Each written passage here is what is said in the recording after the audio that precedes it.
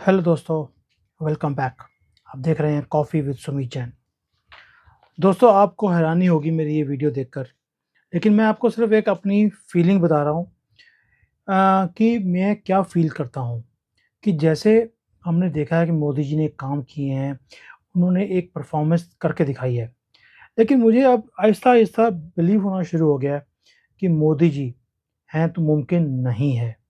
उसका रीज़न ये नहीं है कि मोदी जी की परफ़ॉर्मेंस अच्छी नहीं है।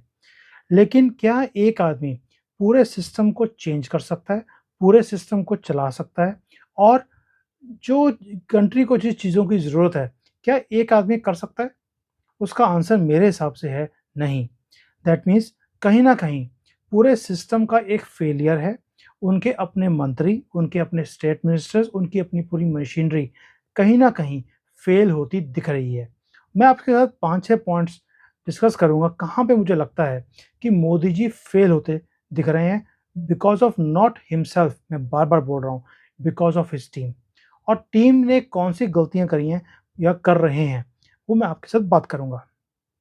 सबसे पहला है, जैसे अभी आपने देखा कि मणिपुर का जो इश्यू है, मणिपुर में इतनी देर से ऑलमोस्ट 2 महीने होने वाले हैं कि वहाँ पर आग लगी हुई है। प्रधानमंत्री की तरफ से ना तो कोई स्टेटमेंट है, ना कोई उसके ऊपर कार्रवाई हुई है। वो जल रहा है, वो जलता जा रहा है। हमने पहले भी देखा कि जो फार्म लॉज थे, उसके अंदर भी 1 साल लटका के रखा, उसके बाद विथड्रॉ कर लिया गया। फिर हमने रेसलर्स का मुद्दा देखा। हम सभी मुद्दों में देख रहे हैं कि एक डिले टैक्टिक है। अब ये प्रधानमंत्री का काम तो है नहीं, ये होम मिनिस्ट्री का काम है और बाकी मिनिस्ट्रीज़ का काम है, जैसे लोकल गवर्नमेंट्स हैं।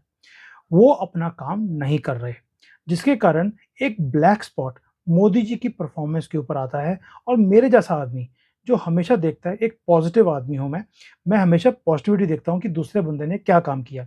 मैं कोई आम आदमी पार्टी के या राहुल गांधी के अगेंस्ट नहीं हूँ। जिस दिन वो प्रॉपर काम करेंगे हिंदुस्तान के लिए, मैं उनके साथ खड़ा हूँ। I am not with anybody और अगेंस्ट एनीबडी। मेरा एक ही मुद्दा है कि हिंदुस्तान को तरक्की करनी चाहिए and we should be seen as a developed country. जैसे मोदी जी ने सपना दिखाया कि 47 तक हम एक डेवलप्ड कंट्री बनेंगे। I want to see that. और उसमें मुझे लगता है कि कहीं ना कहीं हम पिछड़ते जा रहे हैं बिकॉज ऑफ हिज टीम। पहली बात हो गया कि ये डिले टैक्टिक्स हैं बाय हिज मिनिस्टर्स। ये बहुत बड़ा डेंट है मोदी जी की छवि के ऊपर। दूसरा दोस्तों, मैंने एक और चीज़ नोट करी है कि जो मोदी जी की स्कीम्स हैं, वो तो सेंटर पे अनाउंस हो गया।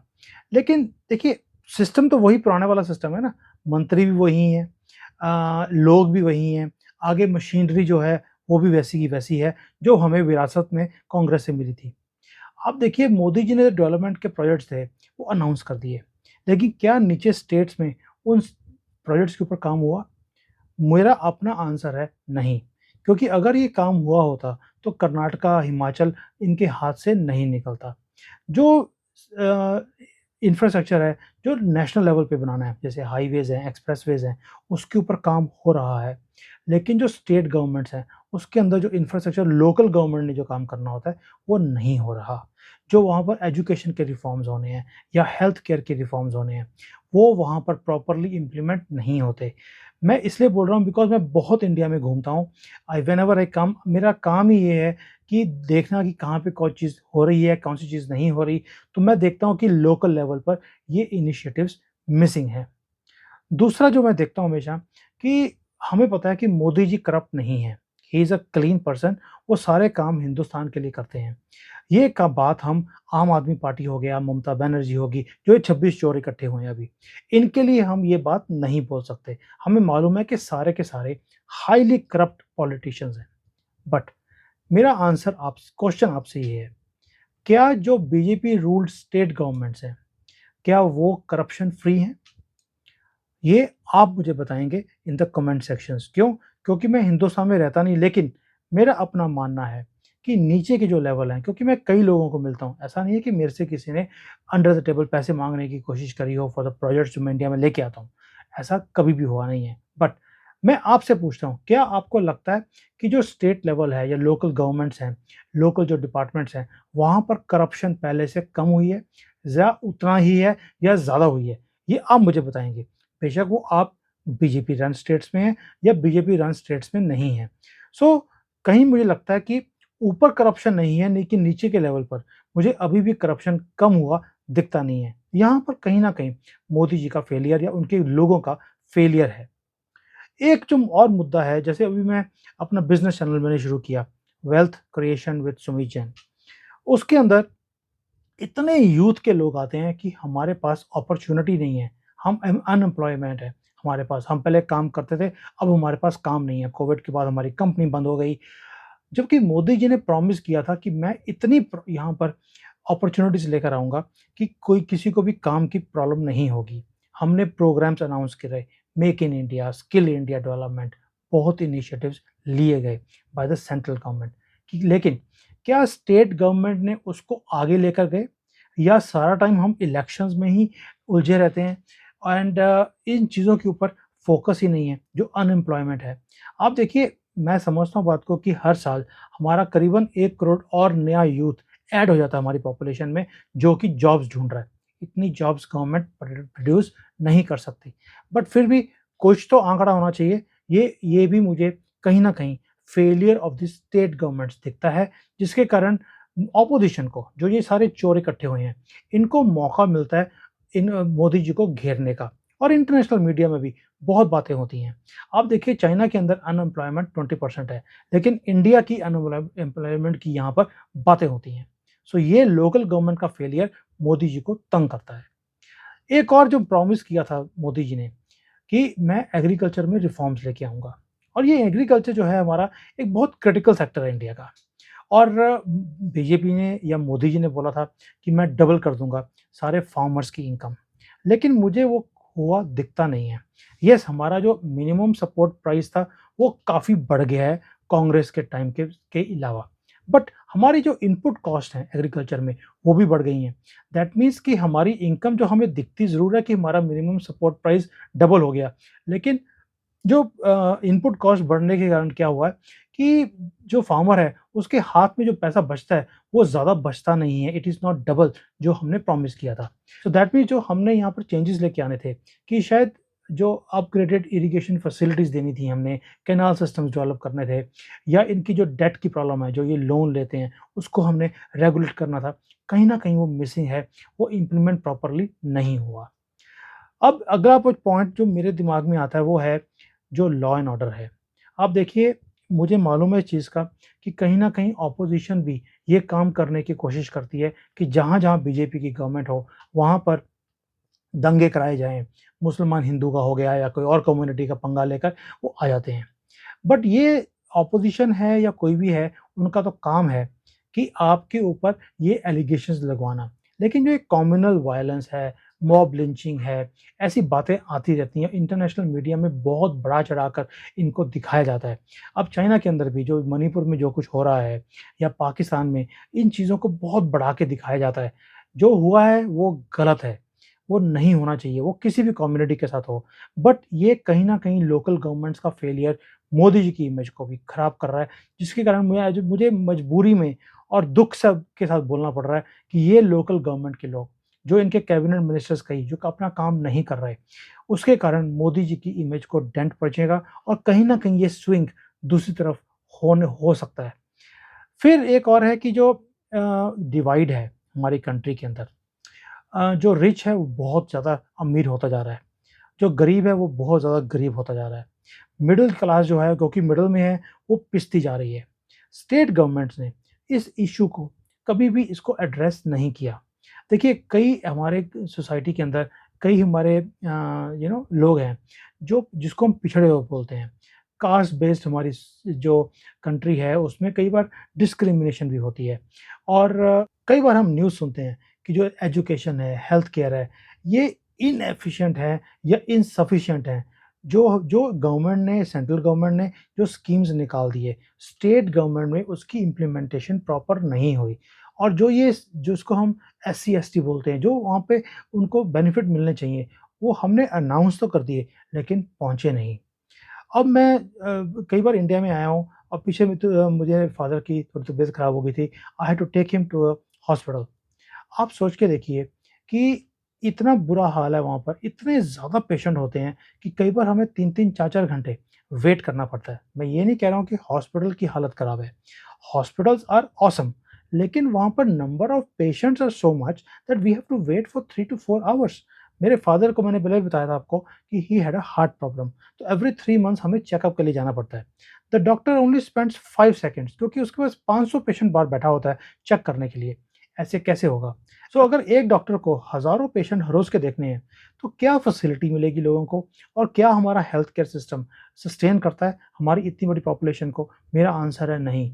येस, हमने एम्स बना दिए, हमने लोकल हॉस्पिटल्स इंक्रीज़ कर दिए, लेकिन जो हमारी पॉपुलेशन की ग्रोथ है, क्या उसके लाइन में है ये चीज़ें? तो मुझे लगता है ये नहीं है। और मैंने कई बार गाँव में गया हूँ, वहाँ पे मैंने देखा है, वहाँ पे मेडिकल की कोई फैसिलिटी होती ही नहीं है। तो दैट मीन्स ये एक लोकल गवर्नमेंट के लेवल पर बहुत बड़ा फेलियर है कि हम ये काम नहीं कर सके। देखिए, सेंट्रल गवर्नमेंट ने एम्स बनाने थे, लेकिन जो लोकल है गवर्नमेंट, उन्होंने भी तो कुछ छोटे-मोटे हॉस्पिटल बनाने थे, जो उन्होंने नहीं किया। एक हमने न्यूज़ मैंने और सुनी थी कि यहाँ चाइना में, मैं च ये सारी बातें वो बता रहा हूँ जो मैं चाइना से सुनता हूँ, यहाँ पे मीडिया में आती हैं, कि जो एनवायरनमेंट है, उसके ऊपर गवर्नमेंट ने काम नहीं किया। कि जैसे हमने सुना कि वो केदारनाथ या बद्रीनाथ कहीं भी वहाँ पे हाइवेज़ बन रहे थे, पहाड़ गिर के नीचे आ गए। हम ये ना न्यूज़ सुनते रहते हैं। दैट मीन्स कि हमने डिफ़ॉरेस्टेशन है, पॉल्यूशन है, इसके ऊपर हमने काम ही नहीं किया। जो काम करना चाहिए था, जो प्लांटेशंस करनी है उस एरियाज़ में, वो तो लोकल गवर्नमेंट को करनी होती हैं, लेकिन उन्होंने काम नहीं किया। उसके कारण क्या हो गया कि हम डेवलपमेंट तो करते जा रहे हैं, स्पीड से आगे निकल रहे हैं, लेकिन पीछे की जो चीज़ें हमने सस्टेन करनी थी, उसको काम हमने नहीं किया। जिसके कारण भी मुझे लगता है कि कहीं न कहीं इसके ऊपर फ़ोकस कम है। एक जो मुझे सेक्टर और लगता है जहाँ पर सेंट्रल गवर्नमेंट ने बड़ी कोशिश करी कि हम रिफ़ॉर्म्स लेकर आएँ, वो है एजुकेशन सेक्टर। सेंट्रल गवर्नमेंट ने अनाउंस कर दिया, लेकिन स्टेट गवर्नमेंट में मुझे कहीं भी उसको इम्प्लीमेंट होता या मीनिंगफुल एजुकेशन जो रिफ़ॉर्म्स होते हैं, वो इम्प्लीमेंट होते नहीं दिखे। देखिए, स्कूल्स की कमी है हमारे पास, हमें पता है, टीचर्स की भी कमी है, गुड टीचर्स की हमारे पास कमी है। जो क्वालिटी एजुकेशन है, जब बच्चों को नहीं मिलेगी, तो उनका जो फ्यूचर है, वो भी कैसे डेवलप होगा? तो यहाँ पर भी एक जो स्टेट गवर्नमेंट्स हैं या कई सेंट्रल गवर्नमेंट के जो मंत्री हैं, उनका नॉन वर्किंग जो एटीट्यूड है, उसके कारण मोदी जी की इमेज अगेन डेंट होती है। लास्टली, जो अब मुद्दा राहुल गांधी ने उठाया था, वो था अदानी, अंबानी ये इसका, उसको भी टच कर लेते हैं। देखिए, जब हम अकाउंटेबिलिटी नहीं होगी किसी चीज़ की, जब स्टेट गवर्नमेंट्स की, सेंट्रल गवर्नमेंट के जो मंत्री हैं, उनके उनके ऊपर एलिगेशंस लगती हैं कि ये फ़ेवरेटिज़्म है, ये किसी एक बंदे को फ़ेवरेट मानते हैं, उसके हर चीज़ को मान लेते हैं। जब ऐसी चीज़ें आएँगी, जब डिसीज़न मेकिंग जो प्रोसेस है, उसके अंदर एक आदमी को या एक कंपनी को हम फ़ेवर करने की बातें करते हैं। मैं ये नहीं कह रहा हूँ कि मोदी जी करते हैं, लेकिन अगर कोई ऐसी बातें करता है, दैट मीन्स हो सकता है कि लोकल गवर्नमेंट में या कोई और, देखिए, ऐसा नहीं है कि कांग्रेस गवर्नमेंट के टाइम पर ऐसा फ़ेवरेटिज़्म नहीं होता था। लेकिन उनके साथ हमने माना हुआ है कि वो करप्ट हैं, वो चोर हैं। मैं तो पहले बोल रहा हूँ, वो 26 के 26 जो अभी इकट्ठे हुए हैं, वो महाचोर हैं। जो महाचोर गठबंधन इन्होंने इकट्ठा किया। लेकिन जो मोदी जी हैं, इनकी इमेज थी ये क्लीन है। लेकिन जब हम ऐसी चीज़ें सुनते हैं और जो लोकल गवर्नमेंट्स हैं, अगर वो उसमें वो सपोर्ट नहीं करेंगे, जो सेंटर में आदमी बैठा है, जो जिसको हम प्रधानमंत्री बोलते हैं, तो नीचे के लोगों को भी उसी लाइन में काम करना चाहिए। यहाँ पर स्टेट गवर्नमेंट्स की इनएफिशिएंसी मुझे दिखती है। तो मैंने अब ऑलमोस्ट 9-10 पॉइंट बोल दिए, मैं तो 4-5 सोच रहा था, लेकिन मेरे दिमाग में आते गए कि चाइना में, जैसे मैं कई बार सुनता हूँ कि ये चीज़ें इंडिया में हो रही हैं, बीजेपी की स्टेट्स में हो रही हैं, जो बाकी स्टेट्स में भी होती हैं। यहाँ पे मुझे लगता है कि अगर मोदी जी की टीम ऐसे ही काम करती रही, तो 2024 बहुत मुश्किल हो जाएगा बीजेपी को जीतने के लिए। मैं ये नहीं कहता हूँ कि सिर्फ़ हमें सेंटर को जीतना है, स्टेट्स भी उतने ही इम्पोर्टेंट हैं, क्योंकि उससे हमें राज्यसभा की सीट्स मिलती हैं। पॉलिसी जो मेकिंग है, वो राज्यसभा से पास होनी है। लोकसभा प्रेज़ेंट करता है, पास राज्यसभा से होनी है। सो दोनों तरफ से पास होना ज़रूरी है। अगर स्टेट्स हमारे हाथ से निकल गए, बीजेपी के हाथ से निकल गए, बिकॉज़ ऑफ देयर इनएफिशिएंसीज़, तो इसका नुकसान हमारी कंट्री को, हमें, जो हम इस कंट्री में रहते हैं, हिंदुस्तान में, हमें भुगतना पड़ेगा, क्योंकि कोई भी मीनिंगफुल पॉलिसी हमारी इम्प्लीमेंट ही नहीं होगी। देखिए, आपको याद होगा कि हमें जैसे राम मंदिर का काम था, 370 था, ट्रिपल तलाक था। ये सारे पास इसलिए हो गए बिकॉज़ हंग पार्लियामेंट नहीं थी। हमें किसी की मिन्नतें डालने की ज़रूरत नहीं थी। बीजेपी आई, उन्होंने पॉलिसी बनाई एंड दे हैव इम्प्लीमेंटेड। और ये ऐसे रिफॉर्म्स हैं जो हम कर पाए। लेकिन अगर आगे ये रिफॉर्म्स को कंटिन्यू रखना है, तो मेजॉरिटी आना ज़रूरी है और मोदी जी जैसा जो एक एक लिटरली एक प्रधान सेवक है। जैसे वो बोलते हैं मैं तो सेवक हूँ इस कंट्री का। उन्होंने सेवक की तरह ही काम किया है और कंट्री को आगे लेकर गए हैं। Both in the country also उन्होंने जो डेवलपमेंट करना था at a central level he has done it. लेकिन स्टेट गवर्नमेंट्स ने उनका साथ नहीं दिया और कुछ उनके कैबिनेट मंत्री हैं जिन्होंने इनका साथ नहीं दिया। मुझे नहीं लगता कि मेरी ये वीडियो मोदी जी को अच्छी लगेगी या जो मोदी को लाइक करते हैं, मैं खुद लाइक करता हूँ उनको, इनको ये वीडियो बिल्कुल भी अच्छी लगेगी नहीं। बट मेरा काम है कान को पकड़ के हिलाना और उनको बताना, जगाना उनको। मैं सिर्फ़ मेरा काम सिर्फ़ लोगों को जगाना नहीं है, गवर्नमेंट को भी जगाना है, जो काम करते नहीं हैं और मोदी जी का नाम खराब करते हैं। आप भी इस वीडियो को शेयर करें। गालियाँ मत निकालना मुझे मालूम है बहुत लोग मुझे गालियाँ निकालने वाले हैं बट अपनी आँखें खोलें, रियलिटी को फेस करना सीखें और उसके बाद जो चेंजेस लेके आने की ज़रूरत है, उस चेंजेस को लेकर आएँ ताकि हम गिरे नहीं। थैंक यू दोस्तों। I hope you will forgive me for making this negative video, but this is eye opener. This is what I see from outside. एक ईगल्स आई से जब मैं देखता हूँ चीज़ों को तो मुझे रियलिटी दिखती है एंड वही मैं आपके साथ शेयर कर रहा हूँ। Thank you for watching. जय हिंद।